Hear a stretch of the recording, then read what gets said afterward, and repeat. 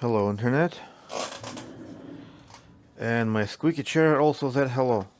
That is because we have a 4080 here today in for repair from Asus TUFF Gaming. I'm not sure what's so tough about it. They crack just like anybody else. So, what are we seeing here? Is a gigantic crack right there. Isn't that beautiful? Can we fix it? I don't know. We have to try. So let's go ahead and take this thing apart. And I guess we're going to start drilling and boring and cutting and slicing and soldering as a result. If I'm not mistaken, it's not a whole lot of soldering that needs to be done in that crack. I'm not sure. I've seen a few 4080s from Asus that are like that, and it wasn't too bad. It wasn't too good either, but it wasn't too bad. So let's take this thing apart and have a look around real quick.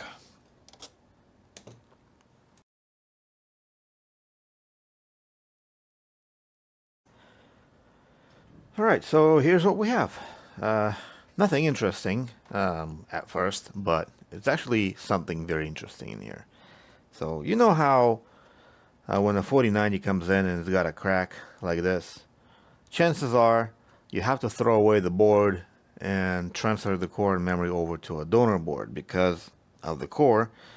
It's usually situated a whole lot closer to this area where all that bending and twisting happens, and oftentimes there's a ton of rip pads under the core as a result and under the memory. So not impossible to repair, but those repairs usually don't last very long. So and I speak from experience, I would rather have a customer pay a little bit more, especially considering the fact that the 4090 boards are readily available and they can run for as low as 50 bucks, even less in some cases. Depends on the brand and depends on where you get it from. So it makes perfect sense to pay a little bit more for the donor board but get 100% reliable repair rather than having all these rip pads fixed under the core. Save yourself a minuscule amount of money, but you end up with a potentially broken board that would probably barely last its warranty period. So but in this case we're in luck actually with the 4080s. The core is actually sitting very far away from PCI Express, gold fingers or slot, whatever you want to call this area. And we don't even have to worry about the reballs or anything for the most part. We'll see if there's any errors, but I doubt that we're gonna have any. You could probably check and see if all of the 16 data lines are connected to the GPU, and that will give you some assurance because all of those data lines are running on this area of the chip. So whereas on 4090 there'll usually be a memory chip here, so you can't really tell if it's going to be connected to it or not until you run the memory test. But in this case we can just run it through a PCI Express data line tester, and we'll see if the core is indeed connected on all of the lines. And there you go. See, we don't have any breaks, so we should be good. I doubt we're going to have to reroll the core for that reason, or at the very least, if there's some kind of a crack solder joint, which I highly doubt, reflow would fix it. But if you're bringing up the core to a reflow temperature, you might as well just reball it, and that's just gonna make it more reliable, make a more reliable repair as a result. So that's why I don't like reflows. I would reflow only if it was already reballed with a proper solder balls, not the lead-free garbage that they all come from factory. Okay, so let's go ahead and start digging into the crack, see what we can find, and hopefully there's not 100 traces that are running behind on the layers of the PCB, and hopefully we can get this thing working today.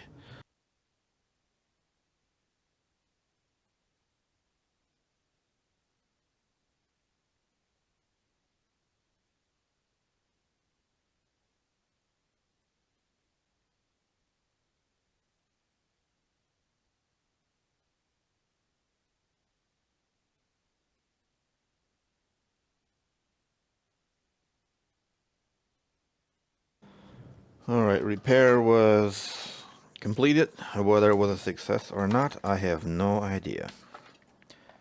All I can do right now is to power it on, see if it does, see if it powers without any issues, and then proceed with booting up the card, and hopefully it'll post. Let's wipe these gold plate fingers. They have a little bit of residue on them. I haven't sealed the crack yet, because who knows, maybe something's not working. We'll probably have to revisit it. So I usually do. Today I thought I would not. Plug that in. Get ourselves armed with the thermal camera, because I will see. Thermal camera is going to show me what's going on with the card a lot faster than I would see it on the monitor of the power supply or whatever. So if there's any issues, I will see it immediately. See, like no issues right now. Dead. So card is cold. So that means we're probably missing some kind of voltage. And it looks like we're missing probably this. Whatever this is. This is PEX. So this is PEX. This here is what? This is 1.2. This is probably 1.8. Yep. Do we have 1.8? We do not have 1.8. So 1.8, I think it's powered by this thing here. So we got 12. Do we have 5? Yes, we have 5. We have 12. But we don't have 1.8. So probably missing either enable signal or most likely something here.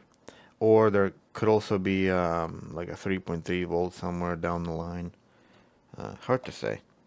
So either we reopen the crack, most likely on the back, or we figure out what pin is missing and just run a wire across the board.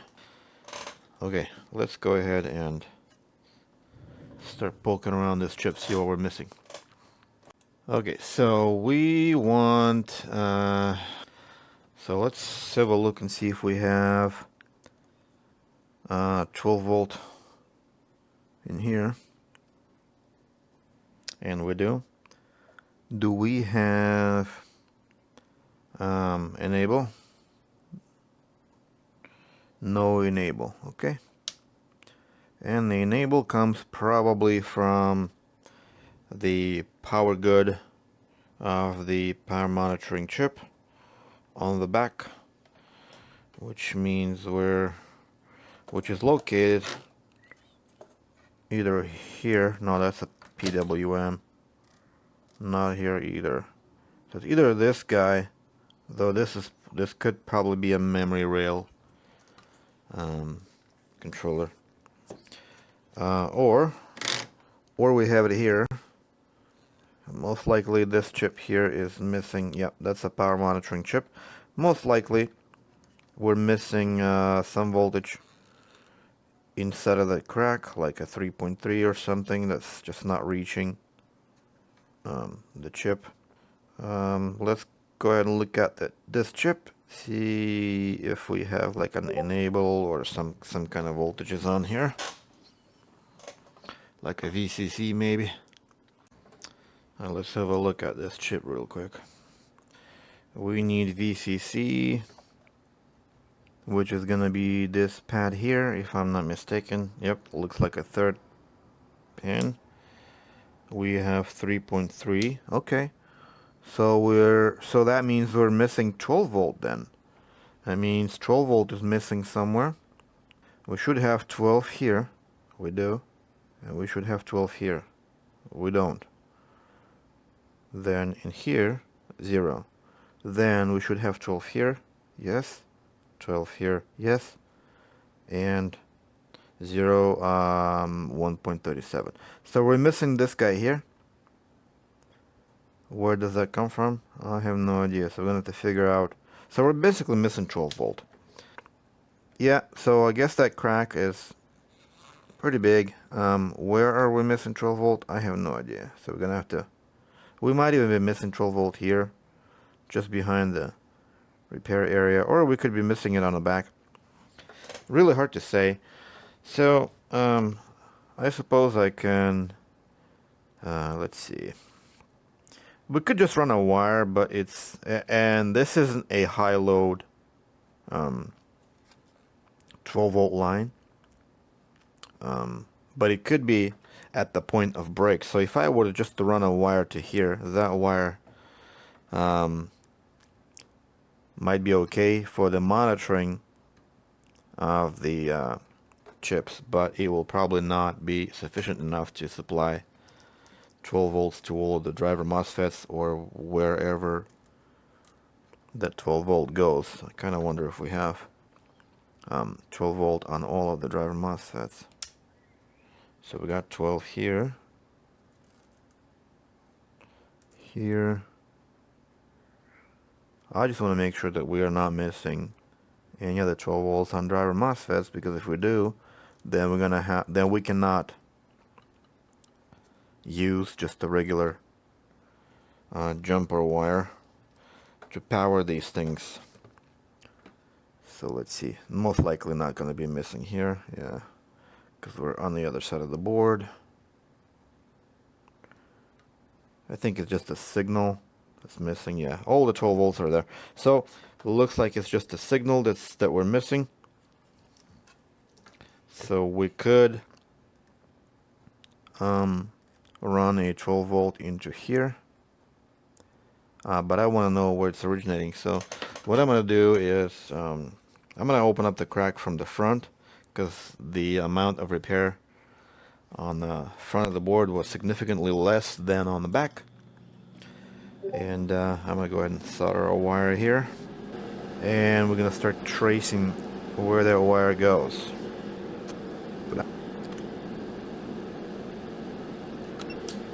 And finally solder the wire to here. Like that. Perfect. And then we'll cut the other end of the wire, get it all tinned so it's easy to connect to, and we'll be able to trace where that 12 volt should be coming from. It looks like it's first pin on the power monitoring chip, which suggests that it's likely PCI Express voltage that's missing on that pin, so we could try to trace that. So what we're gonna do now is, don't know if I need to reopen the crack all the way, but what I want to do is I'm gonna take basically I'm gonna put one probe here, and I'll be poking around trying to see if I can find the source where that 12 volt is coming, you know, in here somewhere. And then probably gonna have to reopen the crack. Yeah, so let's go ahead and reopen the crack so that we can figure out what goes where. It's not gonna be a big deal. So let's just do the right thing.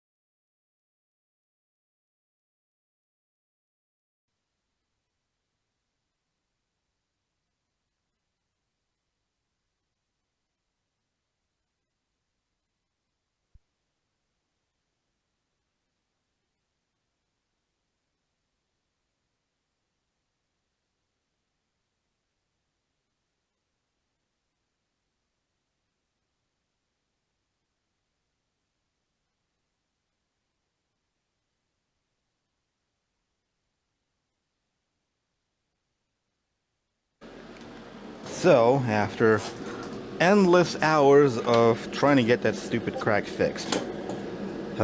Couldn't find where the signals would originate. There's just too much stuff that was broken. That crack went so deep, so far in. Trying to get it reconstructed was a gamble, and not to mention with that kind of damage, as soon as the customer put it in, it'll sag, it'll probably break again, who knows. And I also was unable to figure out why the core would not power on. I would force it, but then the memory wouldn't work and several phases wouldn't work. I checked the feedback, everything seems to be okay. The 5 volt, 3 volt weren't making its way to the other side of the board. I tried to run the wires. As you can see here, try to run some wires through to supply the voltage where it's missing. Ultimately, I still couldn't get it working. And so what I ended up doing is just put the 4080 Super core on a 4080 board, and it would not detect, so I had to flash it with the 4080 Super BIOS, and it worked. So just gonna put everything back together and run some tests, and hopefully everything goes well. So not to mention, this card will actually be better than this junk, because this one does not have a vapor chamber.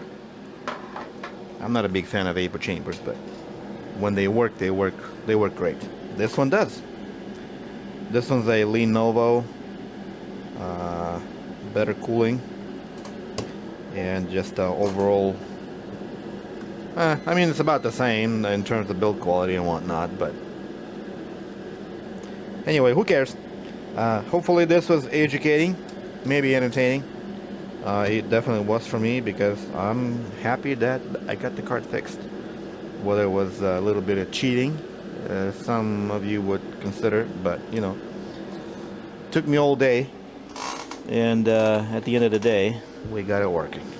So that's all that matters, I suppose. So goodbye.